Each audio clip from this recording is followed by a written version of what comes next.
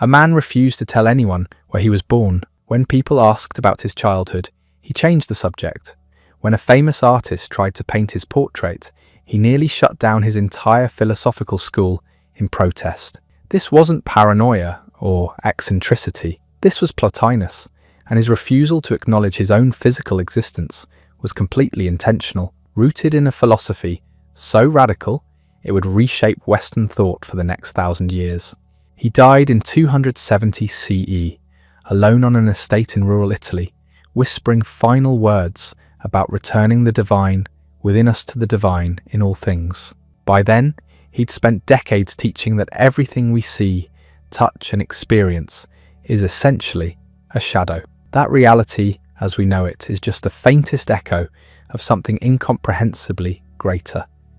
And unlike most philosophers who theorized about transcendent experiences, Plotinus claimed he'd actually achieved union with the ultimate source of existence multiple times. His student Porphyry, who knew him for years, documented 4 separate instances of complete mystical union during their time together. 4 moments where this frail, aging philosopher claimed to have merged consciousness with the absolute foundation of reality itself. That's not philosophy as intellectual exercise. That's philosophy as lived transformation. We know he was born around 204 CE, probably in Egypt. Though even that's contested, the location could have been Lyco in Upper Egypt, near modern Asyut, or possibly Deltic Lycopolis in the northern Delta region. Scholars have spent centuries trying to determine his ethnic background. Was he Egyptian? Greek? Roman? The evidence points in multiple directions, and the man himself offered exactly zero help with the question. Here's what we can say with reasonable certainty. Greek was his primary language. He received a Greek education. Beyond that, the details dissolve into speculation. Lloyd Gerson, one of the foremost Plotinus scholars, argues he was almost certainly Greek. A.H. Armstrong, another authority, puts it more carefully. All that can be said with reasonable certainty is that Greek was his normal language and that he had a Greek education. The ambiguity isn't accidental. Plotinus actively avoided discussing his origins. He showed no interest in his ancestry, his birthplace, or anyone else's for that matter. This wasn't modesty, it was philosophical consistency. If you genuinely believe that material existence is merely a degraded reflection of true reality, why would you care about something as material and contingent as where your body happened to emerge into the world? Porphyry reports that Plotinus once refused to have his portrait painted. The refusal was so adamant, it nearly caused a crisis. Think about that. A portrait seems harmless, a reasonable request from the devoted students who wanted to preserve their teacher's image. But to Plotinus, it represented everything wrong with how people engage with reality. A portrait captures the body, the material form, the least important aspect of who he was. To sit for a painting would be to validate the very illusion he spent his life trying to help people see through. His students, desperate to preserve some visual record, had to resort to deception. Aemilius, one of his closest followers, brought Carterius, the most skilled artist in Rome, to the regular philosophical gatherings. These sessions were open to anyone interested, so Carterius could attend without raising suspicion. Over weeks of observation, the artist memorized Plotinus's features, his expressions, the way he held himself during lectures. Back in his studio, working from memory, Carterius produced a portrait. Aemilius provided feedback, refining details, until they had what Porphyry describes as a remarkably lifelike image. All of this happened without Plotinus's knowledge. When he eventually discovered what they'd done, you can imagine his reaction wasn't enthusiastic. But by then the portrait existed, and his students had what they wanted. The anecdote reveals both his principled resistance to material representation and the lengths his followers would go to preserve any trace of him. Before philosophy consumed him, Plotinus received extensive education in mathematics and science. Porphyry notes he had complete knowledge of geometry, arithmetic, mechanics, optics and music, by the time he turned toward philosophical study. This wasn't superficial familiarity. These were deep competencies in technical fields that required years of dedicated work. The mathematical background matters. It would later inform his philosophical system in subtle but significant ways. The precision of geometric reasoning, the abstract beauty of numerical relationships, the way optics reveals the gap between appearance and reality, all of this shaped how he thought about metaphysics. But something was missing. At 28 years old, unusually late by ancient standards, Plotinus felt a sudden, overwhelming impulse to study philosophy. He travelled to Alexandria, the intellectual centre of the Roman world, expecting to find teachers who could satisfy this new hunger for understanding. Alexandria disappointed him completely. He attended lectures by the most eminent professors in the city. Each one left him more depressed than the last. The teaching was sophisticated, technically proficient, but somehow empty. None of these celebrated scholars offered what he was searching for, though he probably couldn't have articulated exactly what that was. This went on for weeks or months, Plotinus growing increasingly despondent, sitting through lecture after lecture that addressed the mind but never touched whatever deeper thing was demanding attention. Finally, an acquaintance noticed his frustration and made a suggestion. There was this self-taught philosopher named Ammonius Saccas. No formal credentials, no official position at the museum or library. Just a man who gathered students and taught Platonism in his own way.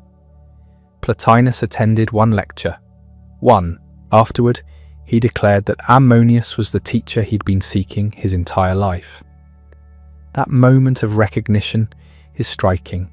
After years of education in mathematics and science, after weeks of disappointment with Alexandria's established professors, he walks into a room and immediately knows, this is it.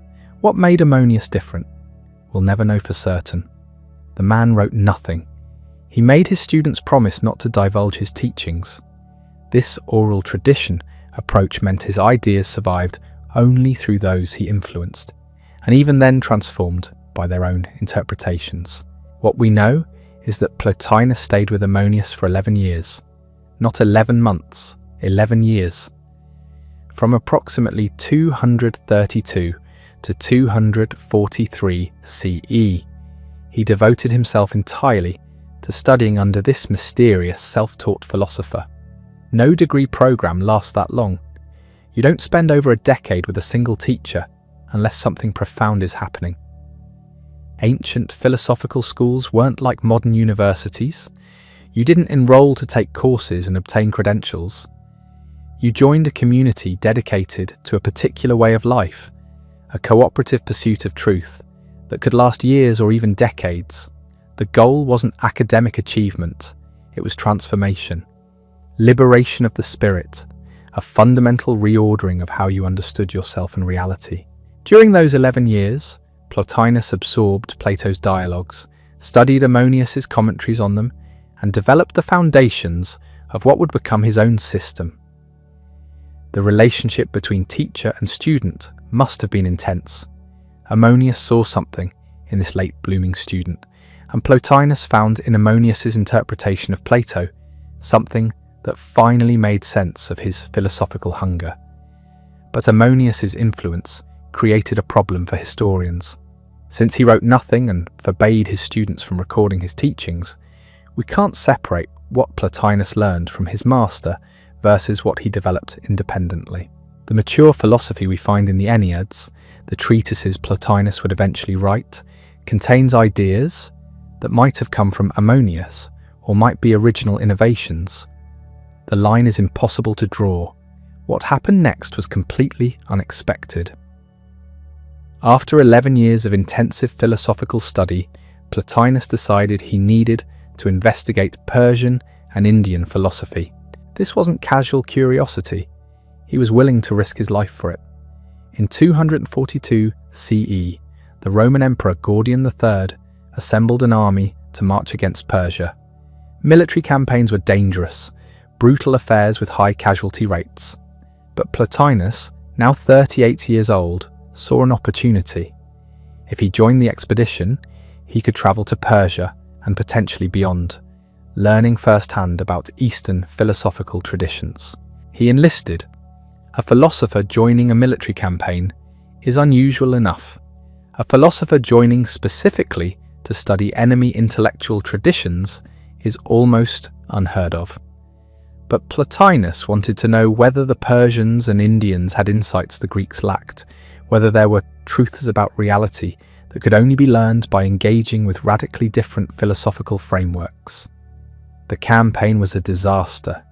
The army made it as far as Mesopotamia before everything fell apart. Gordian III was murdered by his own soldiers. Philip the Arabian was proclaimed emperor. The expedition collapsed into chaos, and Plotinus found himself stranded in hostile territory, hundreds of miles from safety, with no army to protect him and no clear way home. He barely escaped with his life. The journey back to Antioch was difficult and dangerous, though we don't have details about exactly what he endured. What we know is that he survived, made it back to Roman territory, and by 244 CE had relocated to Rome. Did he learn anything from Persian or Indian sources during the aborted expedition? Scholars debate this endlessly.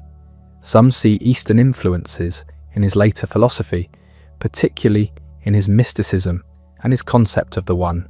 Others argue the similarities are coincidental, that Plotinus developed his ideas entirely within the Greek Platonic tradition.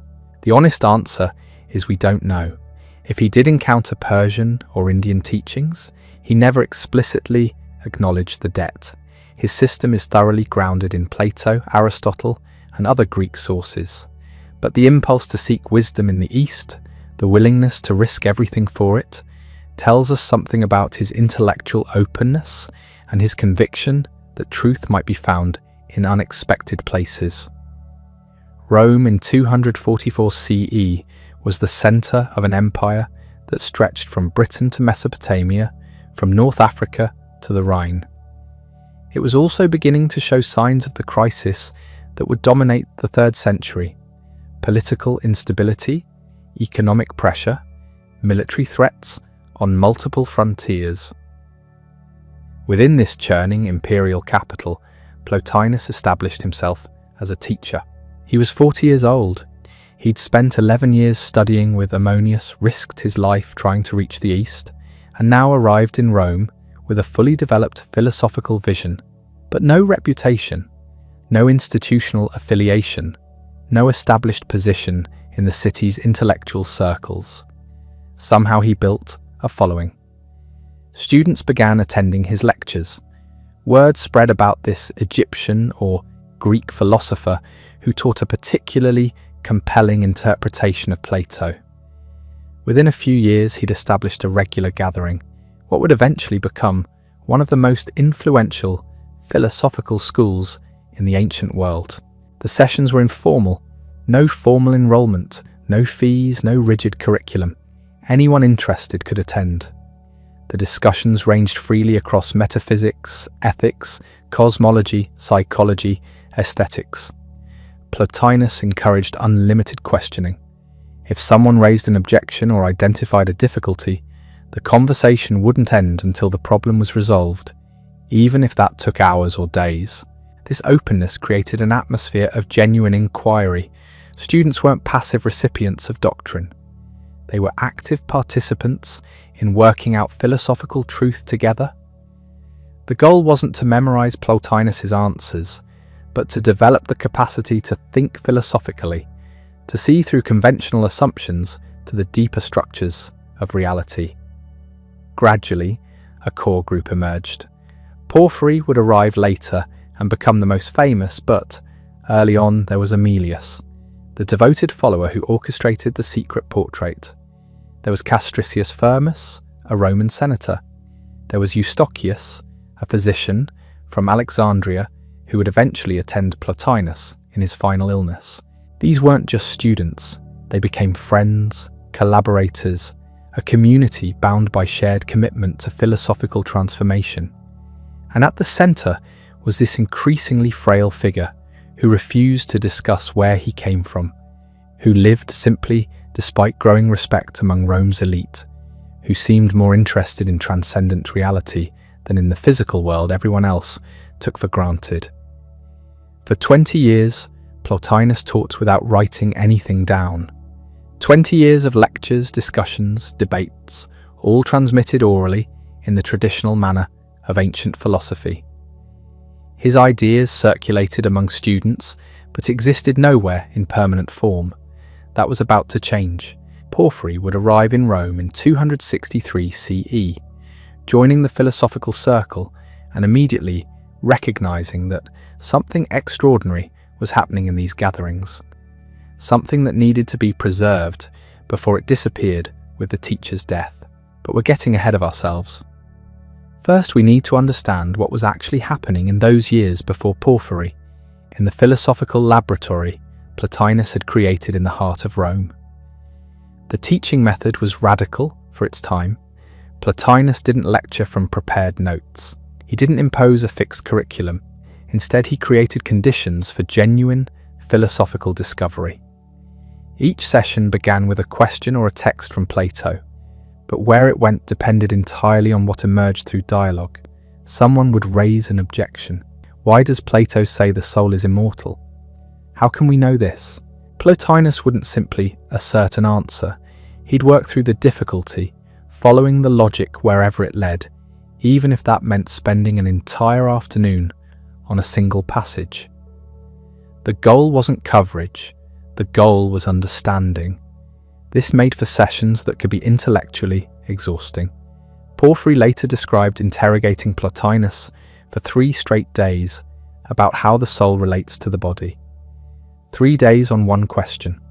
And Plotinus never showed impatience, never suggested they move on to something else. If the difficulty hadn't been resolved, the discussion wasn't finished. What's striking is how this differed from other philosophical schools. The Stoics had their doctrines, the Epicureans had their teachings.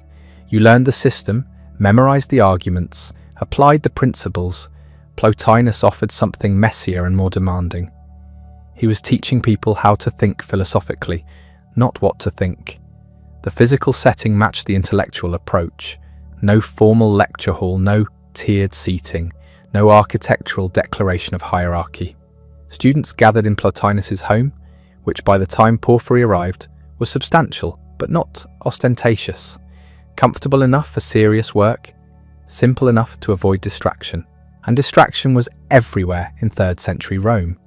The empire was convulsing through what historians call the crisis of the 3rd century. Between 235 and 284 CE, there were more than 50 claimants to the imperial throne, armies made and unmade emperors. The economy suffered from inflation and debasement of currency. Plague swept through multiple times. Barbarian invasions threatened the frontiers. You'd think this chaos would have made philosophical contemplation impossible or irrelevant. Instead, it seems to have intensified interest in Plotinus's teaching. When the material world is demonstrably unstable, when political power proves fragile, when death arrives without warning, the promise of something permanent beyond all this becomes compelling. But Plotinus wasn't offering escape from reality. He was offering a different understanding of what reality actually is. The visible world wasn't an illusion to be dismissed. It was a reflection, an image, a manifestation of something deeper. Understanding that relationship, seeing through appearances to the structure beneath, that's what philosophy could accomplish. His students came from remarkably diverse backgrounds. Aemilius was from Tuscany, devoted enough to the philosophical life that he stayed with Plotinus for 24 years. Castritius Firmus was a Roman senator, someone with real political power who nonetheless found value in these abstract discussions. Eustochius was a physician from Alexandria who eventually abandoned his medical practice to study philosophy full-time. There were women in the circle as well, though the sources mention them less frequently. Roman aristocratic women, widows with wealth and independence, found in Plotinus's teaching something that addressed their intellectual needs. This wasn't common. Most philosophical schools were male-dominated spaces, but Plotinus seems to have welcomed anyone genuinely interested in the work. The social mixing was unusual for Rome, where class boundaries were rigid and carefully maintained. Yet in these philosophical gatherings, a senator and a freed slave could engage as equals. What mattered wasn't your status outside the room. What mattered was your ability to follow an argument, to raise genuine difficulties, to contribute to the collective pursuit of understanding.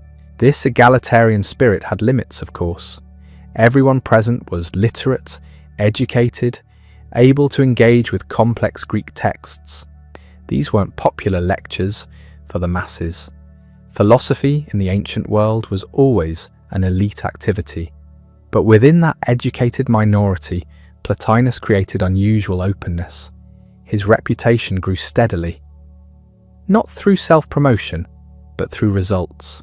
Students who studied with him developed reputations as serious thinkers. Arguments originating in his school began circulating in Rome's intellectual networks, and Plotinus himself became known as someone worth consulting on difficult questions. He acted as an arbiter in disputes, trusted by both parties to render fair judgment. When wealthy Romans approached death, they frequently named Plotinus guardian of their children. This wasn't ceremonial. It meant taking legal responsibility for minors, managing their property, overseeing their education. Porphyry reports that Plotinus's house was full of orphaned children, and he fulfilled these obligations scrupulously. Think about what that means. This philosopher, whose teaching emphasized transcendence, whose own interest in material reality was minimal, spent significant time managing practical affairs for children who'd lost their parents. Reviewing accounts, making decisions about property, ensuring they received proper education. The contradiction is instructive. Plotinus distinguished between the philosopher's inner life and outer responsibilities. Contemplation of eternal truths didn't excuse you from ordinary duties. In fact, the ability to maintain inner focus while handling practical matters was precisely what philosophical training should enable. He demonstrated this constantly, able to discuss metaphysics while simultaneously attending to household management. One anecdote captures this perfectly. A student arrived with some trivial worry about a lost item. Instead of dismissing the concern as beneath philosophical attention, Plotinus helped resolve it. Then, without missing a beat, he returned to the previous discussion about the nature of the soul, picking up exactly where they'd left off. The shift between registers was seamless. This integration of contemplation and action reflected his philosophical commitments. The material world wasn't evil or contemptible. It was simply less real, less fundamental than the intelligible realm. You didn't need to flee from it. You needed to understand its proper place in the larger structure of reality. But for 20 years, all this teaching remained oral. No written treatises, no systematic exposition, nothing that could be studied independently of the teacher's presence. This was traditional. Ancient philosophy valued direct transmission from teacher to student. Writing was suspect, potentially misleading, unable to capture the living development of thought through dialogue. Plato himself had expressed skepticism about written philosophy in the Phaedrus. A text couldn't answer questions or clarify misunderstandings. It said the same thing to everyone, regardless of their preparation. Plotinus seems to have shared this preference for oral teaching, at least initially. The turning point came in 253 CE, when Emperor Gallienus took power. Gallienus and his wife Salanina took interest in philosophy generally, and Plotinus specifically. This imperial patronage gave Plotinus access to resources and influence he hadn't possessed before. More importantly, it gave him an audience receptive to ambitious proposals. And Plotinus had one. He approached the emperor with a plan to restore a ruined city in Campania, a region south of Rome. The city would be called Platonopolis. Its citizens would live according to the laws of Plato's Republic and laws. Plotinus himself would relocate there with his students, establishing a philosophical community governed by reason rather than force. The proposal is startling when you think about it. Plotinus's own writings show almost zero interest in political philosophy. He never discusses ideal constitutions or practical governance. His focus is relentlessly metaphysical, concerned with eternal realities far removed from political arrangements. Yet here he was proposing to establish a real city based on Platonic principles. What was he thinking? Maybe he saw an opportunity to demonstrate that philosophy could shape actual communities, not just individual souls. Maybe imperial patronage made the impossible seem possible for a moment. Maybe he genuinely believed that a small group of philosophically trained individuals could create a different kind of society. We'll never know because it didn't happen.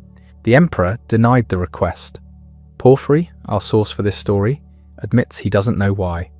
Opposition from imperial advisors, practical concerns about resources, simple unwillingness to grant such unusual patronage. The reason remains mysterious, but the attempt reveals something about Plotinus's vision. Despite his otherworldly focus, despite his emphasis on transcendence, he thought philosophy had practical application. The contemplative life and the active life weren't incompatible. They were different expressions of the same underlying commitment to living according to truth. The failure of Platonopolis meant that commitment would be expressed differently. No philosophical city-state. Instead, the informal school in Rome continued, growing in influence but remaining structurally unchanged. Students came, stayed for years, then left to teach elsewhere, or returned to their ordinary lives carrying what they'd learned. And still nothing was written down. Everything existed in memory, in notes students might have kept privately, in the shared culture of ongoing conversation. The philosophical work was happening, developing, becoming more sophisticated through constant testing and dialogue. But it wasn't being preserved for posterity. That was about to change. In 263 CE, a 30-year-old student from Tyre arrived in Rome. His name was Porphyry, though he'd been born Malchus and taken a Greek name. He was already an accomplished scholar, trained in rhetoric and philosophy, author of several works. He'd come to Rome specifically to study with Plotinus. Porphyry would stay for 6 years, and during those years, he would become convinced that what was happening in these philosophical sessions needed to be captured in writing. Not for the students present who were experiencing it directly, but for future generations who would never have the chance to study with Plotinus personally. He began urging his teacher to write the conversations that had shaped so many students, the arguments that had been refined through years of dialectical testing, the insights that emerged from sustained contemplation. All of this should exist in permanent form. Plotinus resisted at first. Writing seemed almost beside the point when the real work was the transformation of souls through direct philosophical engagement. But eventually he agreed, or perhaps he'd already begun writing independently, and Porphyry simply encouraged him to continue and organize the work more systematically. The chronology is unclear. What's certain is that by the time Porphyry arrived, some treatises existed, and over the next years, Plotinus would produce the body of writing that would become the Enneads. The writing process was characteristic. Plotinus would compose entire treatises mentally before touching pen to paper. When he finally wrote, the words flowed continuously, as if he were copying from an internal text already complete. He could hold a conversation while writing and never lose his train of thought. The focus was absolute, but the physical act of writing was difficult. His eyesight was failing. His handwriting was nearly illegible. Words run together, spelling inconsistent. He never revised, couldn't bear to reread what he'd written. Once the thought was on paper, he moved to the next, never looking back. This meant the manuscripts were rough, requiring significant editorial work, to be comprehensible to others. Porphyry became that editor. He collected the treatises as they were completed, organized them, corrected obvious errors, prepared them for wider circulation. This was delicate work. How much could you clarify without distorting the author's meaning? When spelling was clearly wrong, you fixed it. But what about ambiguous passages? What about arguments that seemed incomplete? The collaboration between Plotinus and Porphyry during these years created something unprecedented. A philosophical system of enormous sophistication was being captured in writing by someone who understood it from inside, who'd participated in the discussions that generated it, who could ask the author for clarification when necessary. Between 263 and 268, Plotinus composed 24 treatises, not short essays, dense, demanding philosophical investigations, each exploring a different dimension of reality. The range is remarkable. The nature of the soul, the problem of evil, the relationship between intellect and being, beauty, providence, time and eternity. Each treatise assumes the others, refers back to previous arguments, builds toward a comprehensive vision. What vision? That's what we need to understand next. Everything begins with the one, not one thing among others, not a first cause in the sequence of causes. Something stranger. The one is what exists before existence itself makes sense as a category, before being and non-being split apart, before thought could distinguish itself from what it thinks about. Plotinus is trying to describe something that, by definition, can't be described. Language requires differentiation. Subject, predicate, object. This divided that, but the one has no parts, no divisions, no internal structure whatsoever.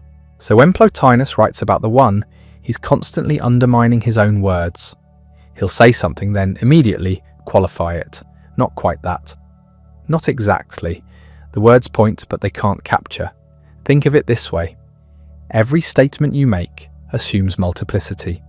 The sky is blue requires at least two things. Sky and blueness, held in relation. But the one isn't in relation to anything. It's not even related to itself, because that would require an internal distinction between that which relates and that which is related to. The one is absolutely simple. And simplicity here doesn't mean easy to understand. It means without composition, without parts, without any internal complexity whatsoever. Why call it the one? Because it's the principle of unity itself. Everything that exists participates in unity to some degree. A human being is one thing. A tree is one thing. Even a pile of sand has enough unity to be called a pile rather than just individual grains scattered randomly. Where does that unity come from? Not from the things themselves. They're composite, made of parts, constantly changing. The unity must come from something that is itself pure unity. That's the one. But here's where it gets difficult. The one can't be a thing. Things have properties, characteristics, definitions. The moment you define something, you've introduced multiplicity. A definition distinguishes what something is from what it isn't. It places the thing in a category, relates it to other things. The one has no properties, no characteristics, no definition. It's not good in the way we understand goodness. It's not powerful in the way we understand power. Every positive statement about it is simultaneously false. Plotinus knows this creates a problem. If you can't say anything true about the one, why talk about it at all? Why build an entire philosophical system around something you admit you can't describe? His answer is that the one is known through a different kind of knowing, not discursive reasoning, which proceeds step by step, building arguments, not conceptual thought, which grasps objects through definitions, something more immediate, more direct. He calls it union, mystical union. The soul, through intense contemplation and spiritual discipline, can actually become one with the one. Not understand it, not think about it, become it. And Plotinus isn't speaking theoretically here. He experienced this union himself. Multiple times. Porphyry records that it happened at least 4 times during the 6 years he studied with Plotinus, and Plotinus mentions it happening before Porphyry arrived. What was it like? Plotinus struggles to say. The experience can't be translated into the language of ordinary consciousness because it involves the temporary dissolution of the subject-object distinction that makes ordinary consciousness possible. Imagine trying to describe vision to someone who's been blind from birth. You can use analogies, metaphors, but the actual experience remains beyond words. That's how Plotinus talks about union with the One. But we're getting ahead of ourselves. Before the soul can unite with the One, we need to understand how the soul relates to it in the first place. And that requires understanding the structure of reality itself, because the One, despite its absolute simplicity, is productive. Not intentionally, not through will or desire, simply by being what it is. Plotinus uses the metaphor of light. The sun doesn't decide to shine. Shining is what the sun does by nature. Light radiates from it necessarily, not as a deliberate act but as an inevitable overflow of its being. The One is like that. Its perfection is so complete that it naturally, necessarily overflows. And that overflow is the first thing that's not the One, the first level of multiplicity. This is called emanation. Reality flows out from the One in a hierarchical sequence. Each level derives from the One above it and produces the One below it. The first thing to emanate from the One is nous, usually translated as intellect or intelligence, though those English words don't quite capture it. Nous is where being first appears, where existence in the way we understand it begins. It's the realm of eternal forms, the perfect archetypes of everything that can exist in the lower realms. Here's where Plotinus takes Plato's theory of forms and gives it a new foundation. Plato had argued that particular things in the physical world are imperfect copies of perfect forms. A beautiful painting participates in the form of beauty. A just action participates in the form of justice. But where do these forms exist? Plato was vague on this point. Sometimes he seemed to place them in a separate realm. Sometimes he suggested they were thoughts in the divine mind. Plotinus says they're in nous, and nous itself is a unified multiplicity. It contains all the forms, but they're not separate from each other the way things in the physical world are separate. They interpenetrate. Each form contains all the others while remaining distinct. This is hard to visualize because our experience is of separation. This chair isn't that table. This moment isn't that moment. But in nous, the forms exist in perfect unity and diversity. Nous is also self-thinking thought. It thinks itself. Subject and object are identical. The thinker and the thought are the same reality viewed from different angles. This makes nous the first level where knowledge, in the proper sense, becomes possible. The One doesn't know anything because knowledge requires the distinction between knower and known. But nous knows itself perfectly because it is both. And knowing itself, nous knows all the forms. Because the forms aren't external objects that nous observes. They are nous viewed as the totality of what is intelligible. But nous, for all its perfection, isn't the ultimate. It's still multiple. It contains the forms, which means it has internal differentiation. It's one thing, but it's one thing made of many things. So nous depends on the One for its unity. It turns back toward the One, contemplating it, and in that contemplation maintains its own existence. This turning back is crucial to understanding Plotinus's system. Everything that emanates from the One has a natural desire to return to it, to reunite with the source, but the return isn't a collapse back into undifferentiated oneness. Each level maintains its own existence while orienting itself toward what's above. Below nous is soul. Actually, soul's plural, though they're all ultimately one soul viewed from different perspectives. Soul is where the eternal meets the temporal, where the unchanging forms begin to express themselves in change, in process, in time. The world's soul organizes and animates the physical cosmos. Individual souls animate individual bodies, but all souls are connected, all participate in the one soul, which itself participates in nous, which participates in the one. Soul is responsible for the existence of the physical world, not through creation in the sense of making something from nothing. Plotinus has no concept of creation ex nihilo. Rather, soul's contemplation of nous produces the physical realm as a kind of image or reflection.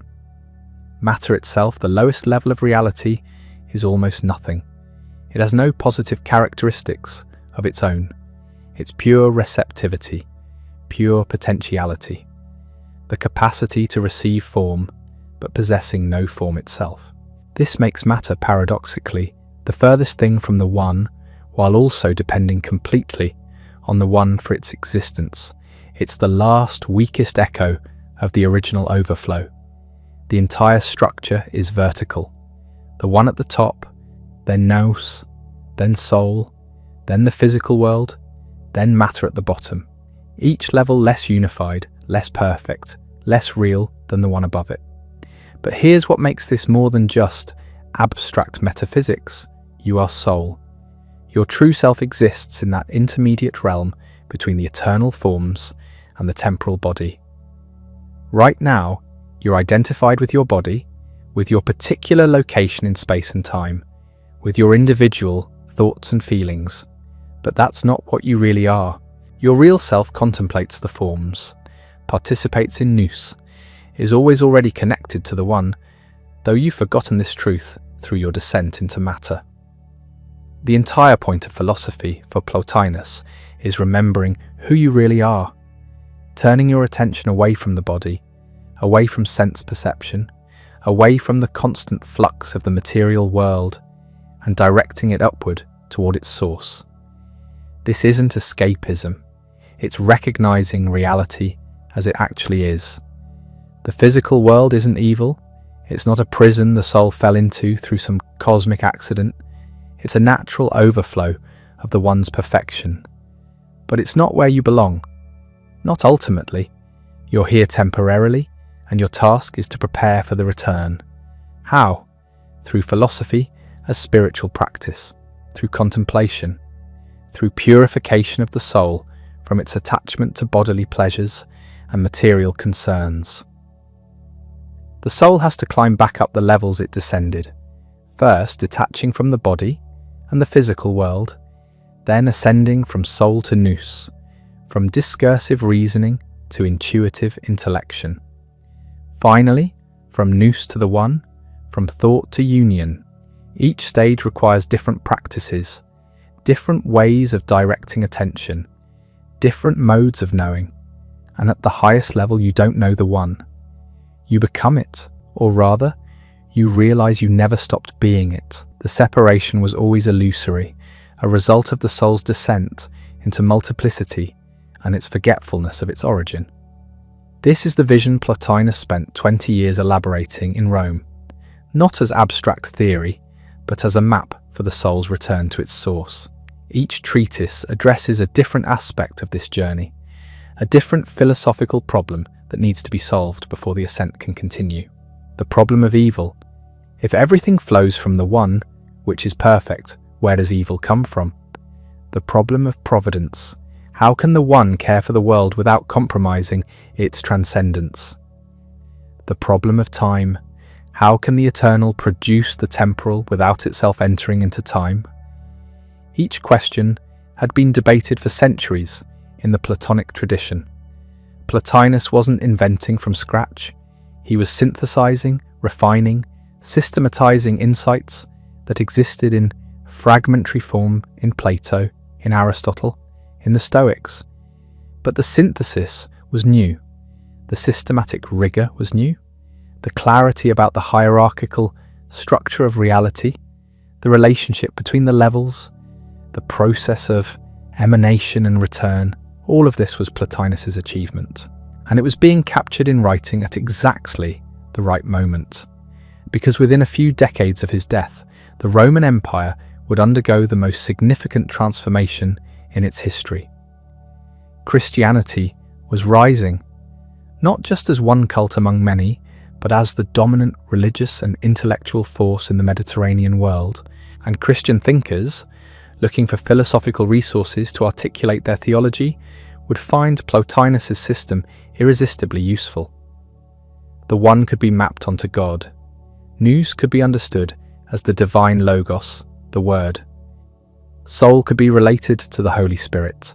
The entire structure could be Christianized with relatively minor modifications, but that's getting ahead of the story.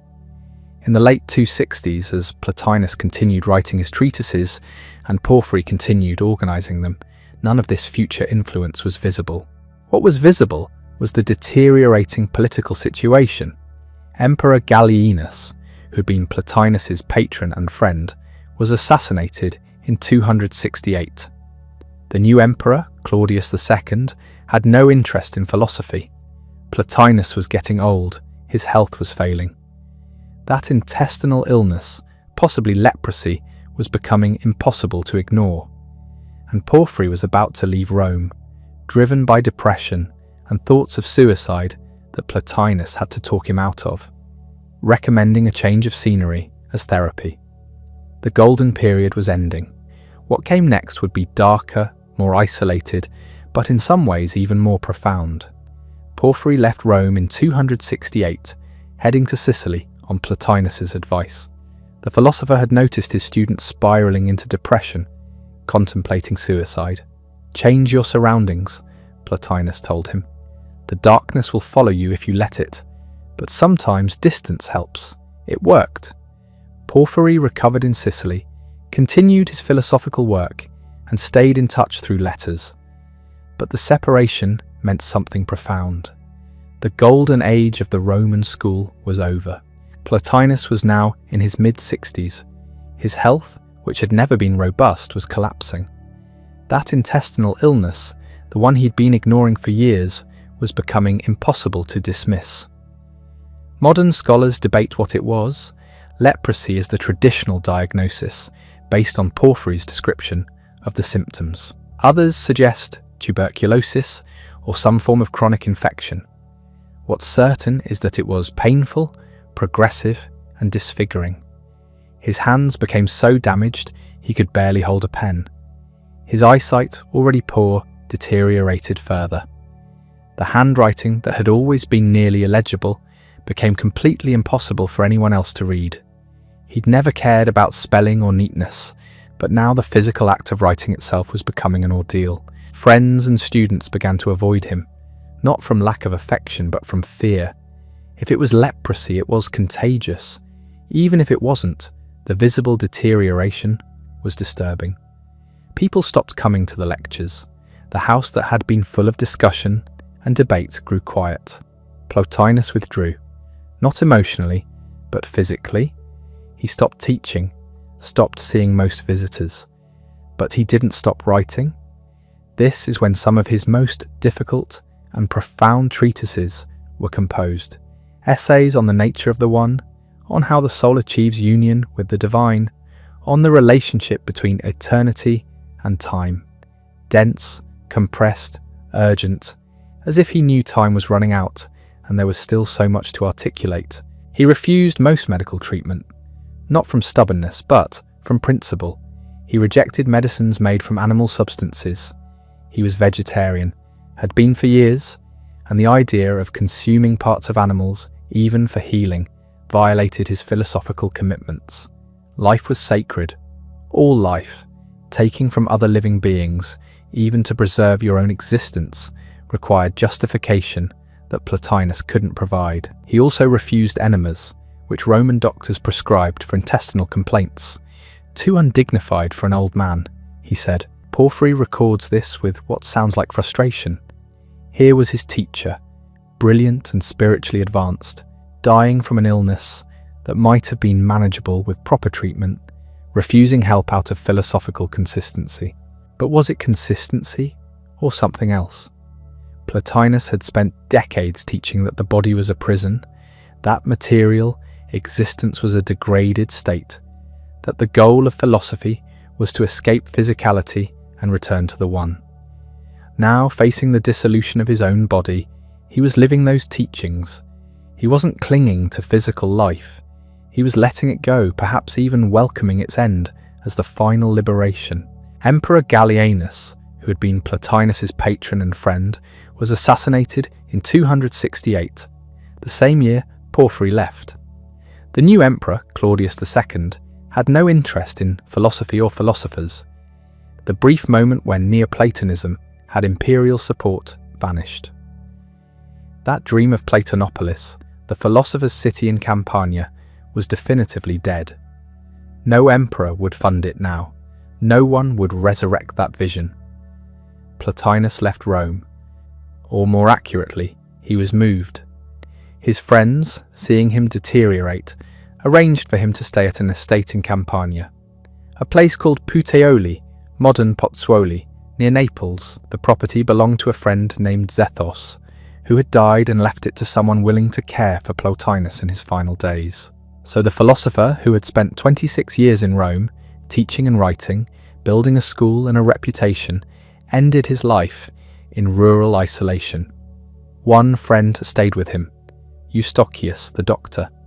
Not there to treat him, Plotinus wouldn't allow that, but to be present, to witness what happened in those final months. We know Plotinus kept writing. Treatises were being composed even as his body failed. The mind remained sharp. The vision remained clear. The ability to articulate complex metaphysical arguments didn't diminish with physical strength. But there's something else Porphyry mentions, almost in passing. Plotinus experienced mystical union with the One several times during these final months. He'd experienced it before, 4 times during the years Porphyry knew him. But now, as death approached, the experiences became more frequent, as if the barrier between the material and the divine was thinning. As the body weakened, the soul grew stronger, more capable of the ascent it had been practicing for decades. This is the paradox at the heart of Plotinus's life. He distrusted the body, saw it as an obstacle to truth, yet he lived in it and through it for 66 years. He taught that the material world was inferior, a mere shadow of reality. Yet he engaged deeply with that world, teaching, writing, settling disputes, managing guardianships for orphaned children. He wasn't a hermit in a cave. He was a public intellectual in Rome, one of the most material cities in history. The tension between transcendence and engagement runs through everything he wrote.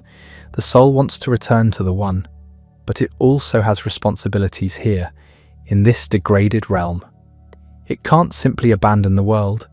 It has to transform it from within, gradually elevating matter towards spirit through philosophy and virtue. His illness forced a final confrontation with that tension. The body was breaking down, revealing its fragility and impermanence. Everything Plotinus had taught about the unreality of the material seemed confirmed. Yet the pain was real. The deterioration was real. The fear his students felt was real. Matter might be inferior to spirit, but it wasn't nothing. It had weight. It had consequences. How do you reconcile a philosophy of transcendence with the concrete reality of a failing body? Plotinus's answer was to keep writing, to keep thinking, to keep ascending mentally even as he descended physically. The treatises from this period don't mention his illness. They don't reference his personal situation. They're abstract, theoretical, focused on eternal truths rather than temporal circumstances.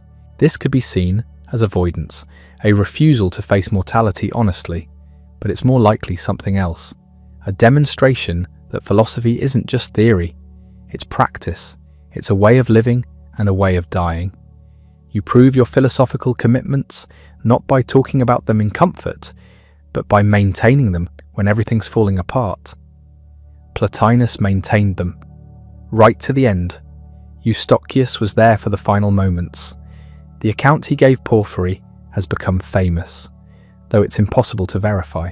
Plotinus spoke his last words, a sentence that perfectly encapsulated everything he taught. Strive to give back the divine in yourselves to the divine in the all. Then something strange happened. A snake emerged from under the bed where Plotinus lay. It slithered across the floor, found a hole in the wall, and disappeared. At that exact moment, Plotinus died. Eustochius swore this was what happened. Porphyry recorded it. Later readers have debated what it means. Some see it as symbolic, the snake representing the soul leaving the body, returning to its source. Others think it's literal. Maybe there was a snake. Maybe the timing was coincidental. Maybe Eustochius, grieving and philosophical, interpreted a random event as meaningful. What matters is the image it creates. The philosopher dies as the snake departs.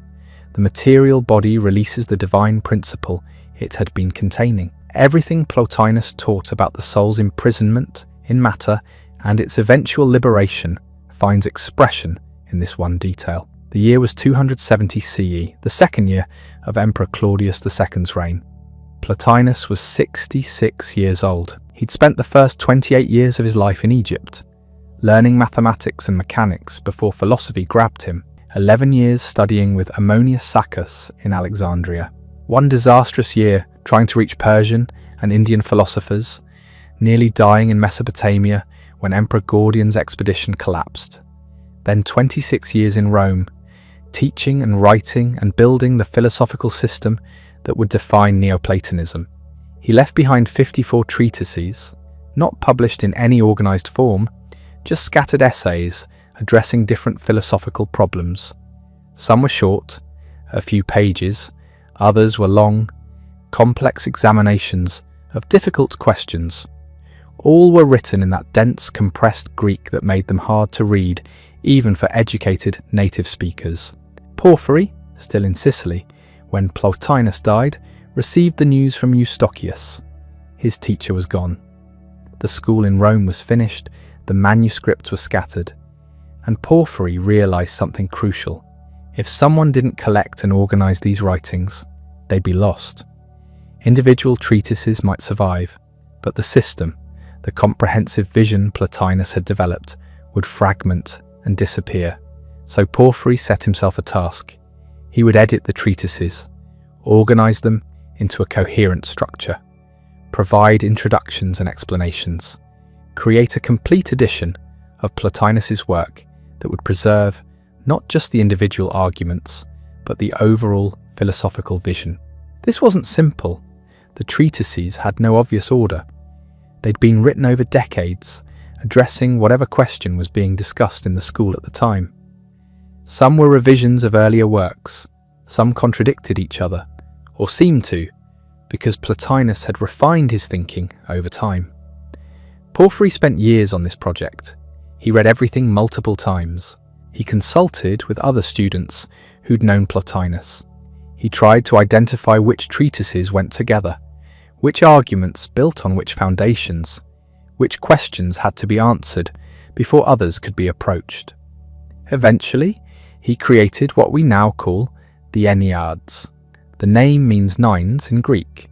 Porphyry organized the 54 treatises into 6 groups of 9, creating a symmetrical structure that had nothing to do with chronology and everything to do with pedagogy. The first Ennead, he decided, should deal with ethics, how to live well, questions about virtue, happiness, beauty, things that connect to everyday human experience. Start where the student is with practical concerns about how to conduct yourself in the world. The second and third Enneads address cosmology, the physical universe, how matter came to exist, what time is, why there's motion and change. These are more abstract but still connected to visible reality. You're learning to think about the world philosophically, seeing past surfaces to underlying principles. The fourth Ennead focuses on the soul, what it is, how it relates to the body, how it descended into material existence. This is where you start turning inward, examining your own nature rather than external phenomena. The fifth Ennead deals with nous, the divine intellect, pure thought, the realm of Platonic forms. This requires a different kind of thinking, intuitive rather than discursive. You're learning to apprehend truth directly, without the mediation of reason. The sixth Ennead culminates in the One, the source of everything, the principle beyond being, the goal of the entire philosophical journey. This structure is brilliant. It takes you from where you are, embedded in matter and concerned with practical questions, and gradually elevates you toward transcendence. Each stage builds on the previous one. Each Ennead prepares you for the next. But it's also artificial. Plotinus didn't write this way. He wrote in response to specific questions, addressing problems as they arose. The order Porphyry imposed creates clarity at the cost of authenticity. We're reading Plotinus filtered through his students' organizational genius. Porphyry knew this. He admits it openly in the introduction he wrote, "The life of Plotinus that prefaces the Enneads." He explains his editorial choices. He describes how he sometimes split long treatises into multiple parts to make the numbers work. He acknowledges that the chronological order of composition differs from his thematic arrangement. What he created wasn't Plotinus raw and unedited. It was Plotinus made systematic. Plotinus transformed into a textbook. And that's what survived. That's what later centuries received. Not the informal school sessions, the 3-day debates about how soul relates to body, the spontaneous lectures that followed wherever the discussion led. We got the organized version.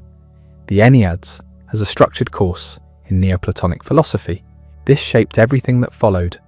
When Christian theologians read Plotinus in the 4th century, they read Porphyry's edition. When Islamic philosophers encountered Neoplatonism centuries later, they were reading through this same organizational framework. The structure Porphyry imposed became inseparable from the philosophy itself. You can't undo that. Can't get back to the original Plotinus, the one who spoke extemporaneously and wrote in bursts of inspiration without revision.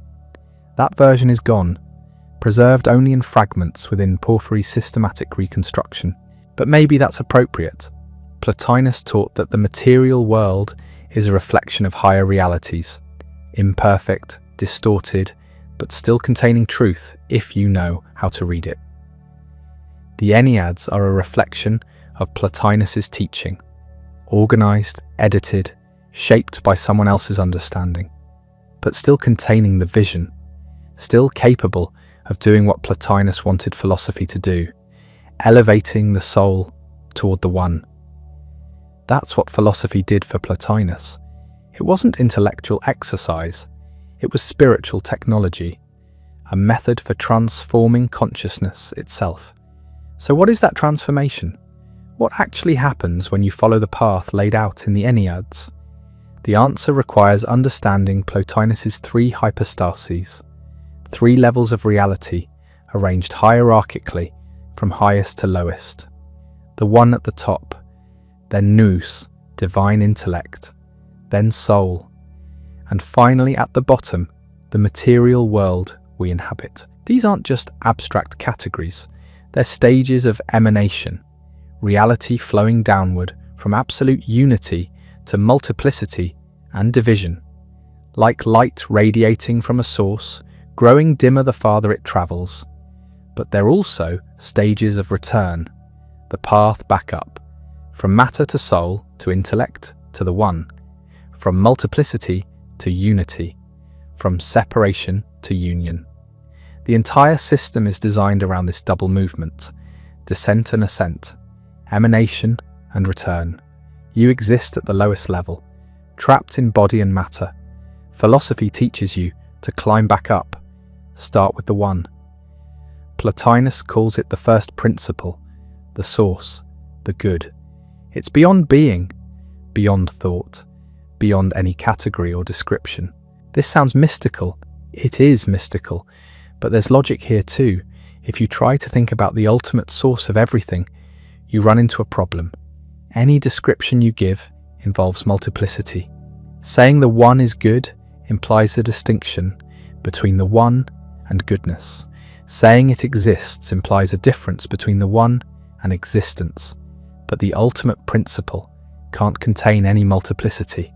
Can't have parts or attributes or distinctions. Otherwise, it wouldn't be ultimate. Something simpler would have to exist before it. So the One is absolutely simple. No divisions, no complexity. Pure unity transcending every category, including existence itself.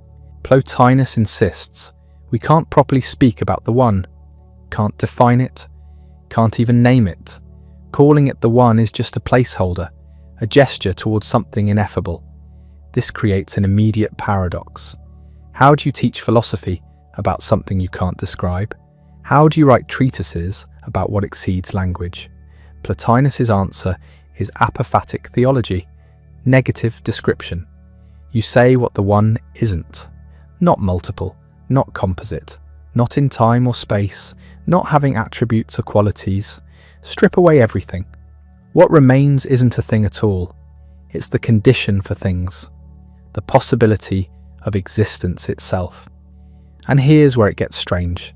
The One doesn't create intentionally, doesn't decide to make a universe, doesn't plan or will or act. Creation happens through overflow. The One is so perfect, so complete, that reality emanates from it like light from the sun or water from a spring. This isn't a choice, it's necessity. Perfection must radiate. Fullness must flow outward. The One generates reality simply by being what it is. The first thing that emanates is nous, divine intellect, the realm of Platonic forms. This is the first level of multiplicity. In nous, unity begins to differentiate.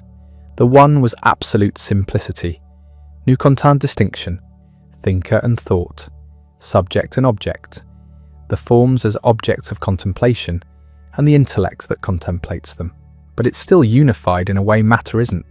The forms don't exist separately in space and time, they interpenetrate. Each form contains all the others implicitly. The form of beauty contains justice, contains goodness, contains all of them. Nous is eternal, unchanging, perfect. It's the blueprint for everything that exists below it. Every particular thing in the material world is a degraded copy of its form in nous. Think of it like this. You see a beautiful sunset. That beauty isn't in the sunset itself. Matter can't be beautiful. Matter is just stuff arranged certain ways. The beauty you perceive is your soul recognizing the form of beauty present dimly in the material arrangement. The sunset participates in beauty, imperfectly, temporarily, but the form itself exists eternally in nous, perfect and unchanging. From nous emanates soul.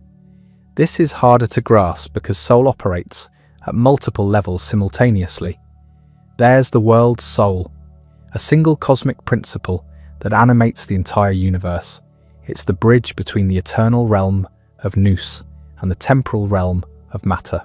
Then there are individual souls, yours, mine, every human being's. These are parts of the world's soul, but also somehow distinct from it. This is where Plotinus gets complicated. How can souls be both individual and part of a larger whole?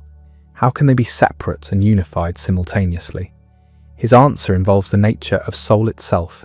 Soul isn't material. It doesn't occupy space, so it doesn't divide the way matter divides. When you cut an apple, you get separate pieces.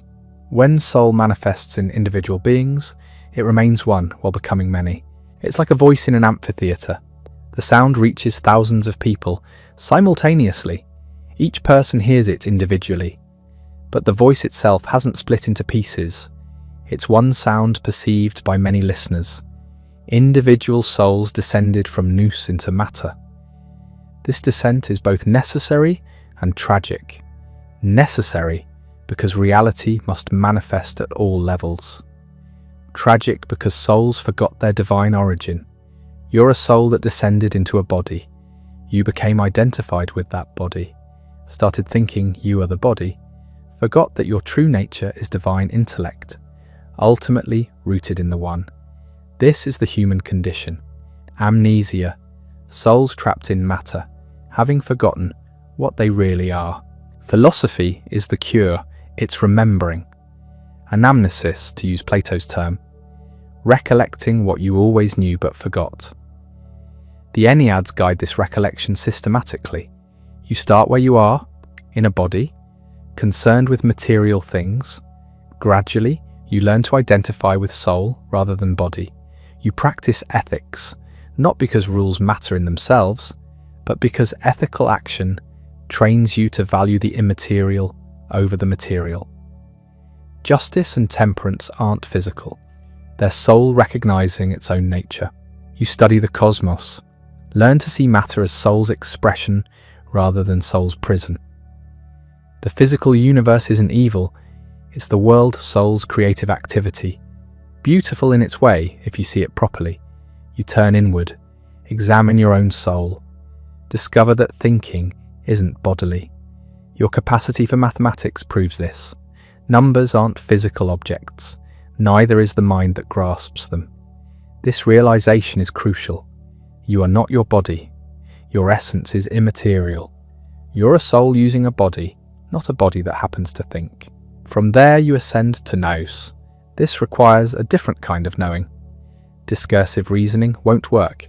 Reason operates sequentially, moving from premise to conclusion. Nous knows everything simultaneously. You have to learn intuitive knowing, direct apprehension, seeing truth whole instead of assembling it from parts. Plotinus says you already possess this capacity. You participate in nous, whether you know it or not. Every time you understand a mathematical truth, or recognize beauty, or grasp justice, you're touching the forms. But you do it unconsciously. The goal is to do it deliberately, to stabilize your awareness at the level of nous, to think with divine intellect instead of embodied reason. This sounds impossible.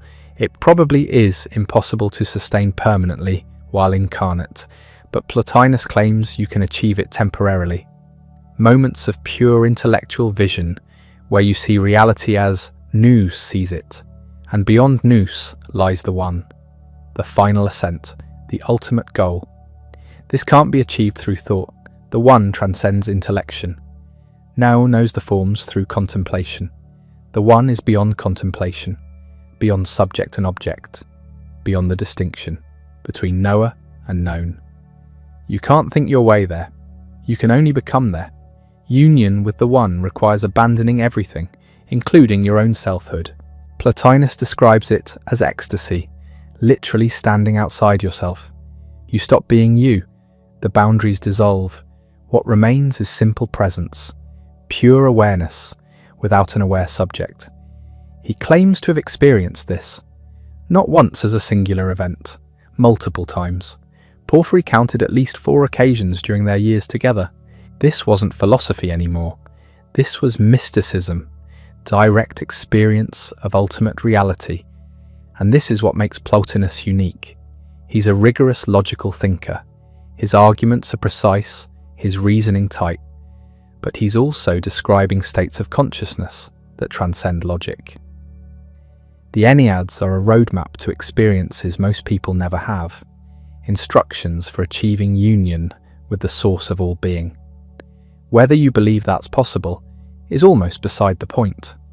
What matters is that Plotinus built an entire philosophical system around it, explained how reality must be structured if such union is possible, developed practices for achieving it. He wasn't speculating, he was reporting, describing a territory he'd visited and providing directions for others who wanted to follow. This is why the Enneads feel different from other philosophical texts. They're not just arguing positions, they're initiating you into a way of life that culminates in transcendence. The progression through the 6 Enneads mirrors the soul's ascent. You start with practical ethics, move to cosmology, study the soul's nature, ascend to nous, finally approach the One. Each stage prepares you for the next. Each requires mastering what came before. You can't skip steps, can't jump straight to union with the One while still identified with your body. Porphyry understood this.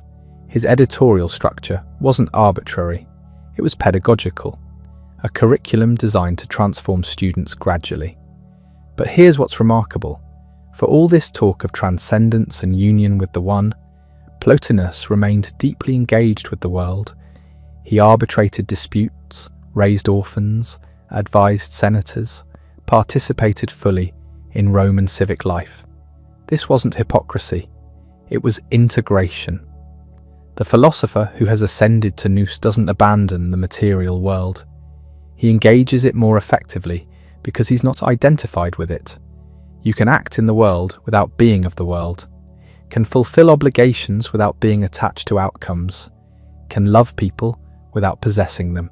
This is the practical application of Plotinus's metaphysics. Understanding reality's hierarchical structure frees you to operate at all levels simultaneously. You're a soul descended into matter. Fine, act in matter. But remember what you are. Maintain connection to nous. Orient yourself toward the One. Live as both human and divine. Participate in multiplicity while remaining rooted in unity. This dual consciousness is the goal. Not escape from the world, enlightened engagement with it. And this is where later readers got Plotinus wrong. They emphasized the otherworldly aspects, the escape from matter, the rejection of the body. Made him sound like a dualist who hated physical reality and wanted to abandon it. But that's not quite right. Plotinus thinks matter is the lowest level of reality, the farthest from the One, the least real, but it's still part of the emanation, still contains traces of divine presence. The material world isn't evil, it's weak, diffuse, lacking the concentrated reality of higher levels. Your task isn't to destroy matter or escape it, it's to see through it, recognize it as soul self-expression, appreciate it without being trapped by it. This nuanced position gets lost when people summarize Plotinus as anti-material. He's not against matter. He's for soul, for intellect, for the One.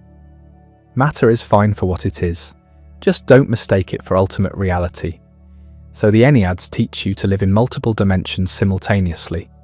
Physical body moving through space, soul contemplating forms, intellect participating in nous, and at the peak, moments of union with the One. Most people live only at the first level, identified completely with body and matter, unaware that they're souls, blind to the forms, never approaching nous or the One. Philosophy wakes you up, shows you what you really are, teaches you to operate from higher levels, and once you've seen reality whole, you can't unsee it. Can't go back to pure materialism. Can't believe you're just a body anymore. This is irreversible transformation, not intellectual knowledge, existential recognition. You are divine intellect descended into matter. Your origin is the One. Your nature is soul. Your capacity is nous. Remember that. Live from that. Return to that. That's the message of the Enneads. Everything else is commentary. The part explains the One, nous, soul, and the process of emanation and return, the heart of Plotinus's system, while connecting it back to the practical purpose of the Enneads as a transformative text rather than just abstract philosophy. But here's what nobody tells you about philosophical systems. They don't exist in isolation. They interact with the world, get interpreted, misinterpreted, adapted, corrupted, revived. And Plotinus's thought had one of the strangest afterlives in intellectual history. Christianity absorbed him while pretending it didn't. Islamic philosophy embraced him openly. Medieval mystics channeled him without attribution. Renaissance thinkers rediscovered him and went wild. Modern philosophers referenced him, then dismissed him, then quietly borrowed his insights anyway. The influence is massive but hidden, like underground water shaping the landscape above it. Let's trace how that happened. First wave hits immediately after his death. Porphyry edits the Enneads, spreads the teachings. Other students do the same. Within a generation, Neoplatonism becomes the dominant philosophical school in the late Roman Empire. Not just among pagans, Christians start engaging with it seriously. And this creates a problem, because Plotinus's system looks suspiciously compatible with Christian theology. Three hypostases sounds like the Trinity. The One as source of all being, God the Father, nous containing all forms, the divine Logos, Christ, soul animating matter, the Holy Spirit. The parallels seem obvious, too obvious to ignore. Early Christian theologians noticed this immediately. Some rejected Plotinus as pagan nonsense. Others saw an opportunity. Maybe Greek philosophy had been preparing the way for Christian revelation. Maybe Plotinus had glimpsed divine truth through reason alone. The most influential Christian Neoplatonist was a guy you've probably never heard of, but who shaped everything that came after. Pseudo-Dionysius the Areopagite, writing around 500 CE, claiming to be the Dionysius converted by Paul in Acts. Actually, a Syrian monk synthesizing Plotinus with Christian theology. His works, the divine names, the mystical theology, the celestial hierarchy, are pure Plotinian metaphysics dressed in Christian language. The One becomes God, emanation becomes creation, the return to unity becomes mystical union with Christ. And because everyone thought he was Paul's direct convert, these texts carried enormous authority throughout the Middle Ages. Plotinus influenced Christian thought for 1,000 years under a false identity. Augustine did something similar earlier. Read the Platonists, experienced his famous garden conversion, then spent the rest of his career Christianizing Neoplatonic concepts. The ascent of the soul toward God in the Confessions, that's Plotinus. The nature of evil as privation rather than positive force, Plotinus. Time as the moving image of eternity, also Plotinus. Augustine rarely credits him directly, just absorbs the framework and baptizes it. This pattern repeats constantly. Christian mystics throughout the Middle Ages describe experiences identical to Plotinus's union with the One. They frame it as encountering Christ or the Trinity, but the phenomenology matches precisely what Plotinus described. Same stages of ascent, same dissolution of subject-object distinction, same ineffability afterward. Meister Eckhart in the 14th century talks about the soul's ground being identical with God's ground. That's straight Plotinian doctrine. The authorities accused him of heresy partly because his mysticism was too Neoplatonic, too focused on union rather than relationship. Meanwhile, Islamic philosophy takes a different path. No need to hide the influence there. Al-Kindi, Al-Farabi, Avicenna, they all study Plotinus openly. Parts of the Enneads get translated into Arabic under the title Theology of Aristotle. Massive confusion ensues because everyone thinks they're reading Aristotle when they're actually reading Plotinus. But the ideas spread anyway. Islamic mysticism, Sufism, develops a metaphysics remarkably similar to Plotinus.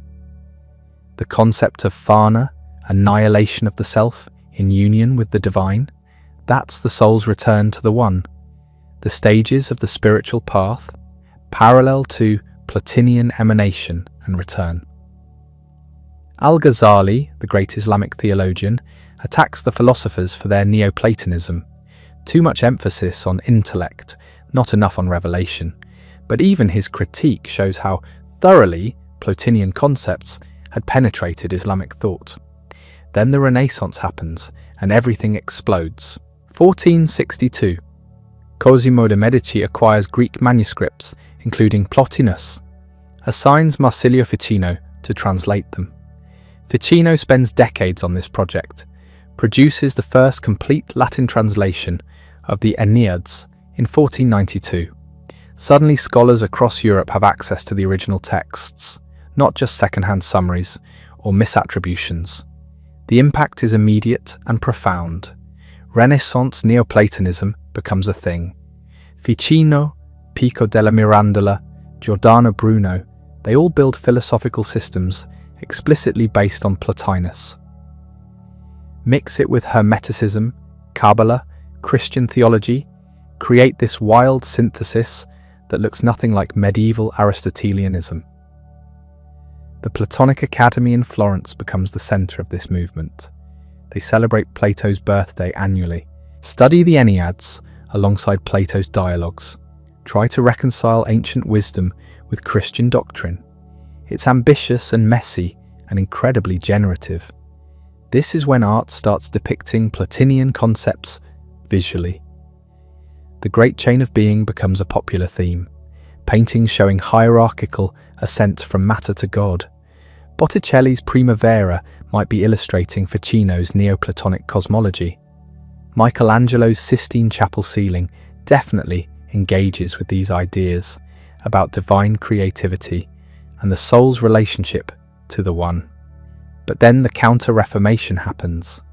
The Church gets nervous about all this mysticism and ancient philosophy. Giordano Bruno gets burned at the stake partly for his Neoplatonic pantheism. The movement goes underground somewhat. It doesn't disappear though, just transforms, shows up in unexpected places. The Cambridge Platonists in 17th century England revive Plotinus. Ralph Cudworth, Henry Moore, they're reading the Enneads and using them to counter both Catholic scholasticism and the rising mechanical philosophy of Descartes. They want a middle path, reason and revelation together, spiritual reality compatible with new science. This doesn't win the day philosophically, but it influences later thinkers. You can trace lines from the Cambridge Platonists to Berkeley's idealism to certain strands of Romanticism. Speaking of which, the Romantics loved Plotinus. Coleridge read him, Shelley referenced him. Blake's mystical visions align closely with Platonian metaphysics, even if Blake probably never read the Enneads directly. The idea that material reality is a diminished reflection of spiritual truth, that imagination grants access to higher reality, that the individual soul can reunite with the cosmic whole. Pure Neoplatonism filtered through poetry. Then something interesting happens in the 19th century. German idealism engages with Plotinus seriously. Hegel knows the Enneads well. His dialectical progression from immediate being to absolute spirit bears suspicious resemblance to Plotinian emanation and return. The structure's different, but the underlying logic is similar.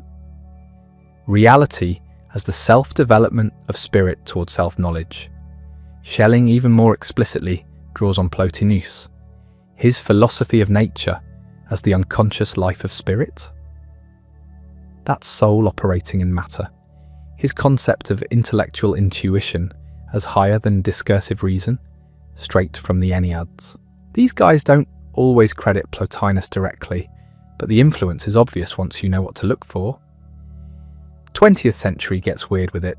Plotinus becomes academically respectable again. Major scholarly additions appear. Émile Breillet in France, Armstrong in Britain, serious philosophical engagement rather than just historical interest, but also some strange appropriations. Henri Bergson's Élan vital, his critique of mechanistic materialism, his emphasis on intuition over analysis, all this has Plotinian echoes. He probably wasn't directly influenced, but the resonances are there. Heidegger dismisses Neoplatonism as onto theology, the mistake of thinking being is a supreme being, but his own concept of being as that which withdraws, which can't be grasped by calculative thinking, which requires a kind of receptive openness, sounds awfully like Plotinus's one. Different vocabulary, similar structure. Process philosophy, particularly Whitehead, engages with Neoplatonic themes. The idea that reality is fundamentally dynamic rather than static. That creativity is the ultimate principle, that actual entities are moments of experience rather than dead matter. None of this is explicitly Plotinian, but the family resemblance is undeniable. And then there's the mysticism thread. Evelyn Underhill's classic study Mysticism analyzes Western mystical experiences and finds Plotinian patterns everywhere. The stages of ascent she describes could be lifted straight from the Enneads. She's identifying a perennial structure that Plotinus articulated philosophically and mystics have experienced across traditions. Aldous Huxley's The Perennial Philosophy does something similar, argues that mystical traditions worldwide describe the same reality using different languages. The metaphysical framework he uses to make this argument, heavily Neoplatonic. The levels of being, the soul's journey, all there. This brings us to a crucial question. Was Plotinus right? Not historically influential, we've established that. Actually correct. Does reality have this structure? 3 hypostases emanating from an ineffable one? Soul really separate from body? Forms really exist in divine intellect? Return to unity actually possible? Modern philosophy mostly says no. The whole framework seems antiquated. We don't think in terms of emanation anymore. Don't accept the sharp matter-spirit dualism. Don't believe in transcendent forms. Neuroscience explains consciousness materialistically. Evolutionary biology explains life without invoking soul. Physics describes reality without needing the one. From this perspective, Plotinus is interesting historically, but wrong philosophically. A brilliant dead end, important for understanding how people used to think. Not a live option for how we should think now. But is that fair? Some contemporary philosophers argue Plotinus still has something to offer. Not the whole system necessarily, but insights that haven't been superseded. The hard problem of consciousness, for instance. How subjective experience arises from objective physical processes. We still can't explain that. Plotinus's account of soul as fundamentally different from matter, as requiring its own principles. Maybe that's not obviously wrong. Or the question of mathematical truth. Platonism about mathematics is still defended. The view that mathematical objects exist independently of physical instantiation or human thought. That's basically Plotinus's doctrine of forms applied to numbers and equations, or the critique of materialism, the argument that treating matter as fundamental leaves out something essential about reality. That consciousness, meaning, value, these can't be reduced to particles in motion. Plotinus made that case 1,800 years ago. It's still being made today, in different vocabulary. The mystical experiences Plotinus describes, people still report them. Across cultures, across time periods, the phenomenology remains consistent. Unity, consciousness, dissolution of ego, sense of absolute reality beyond the everyday world. Either all these people are deluded in remarkably similar ways, or they're accessing something real. Plotinus tried to make sense of that experience philosophically. Build a rational framework for what can't be captured rationally.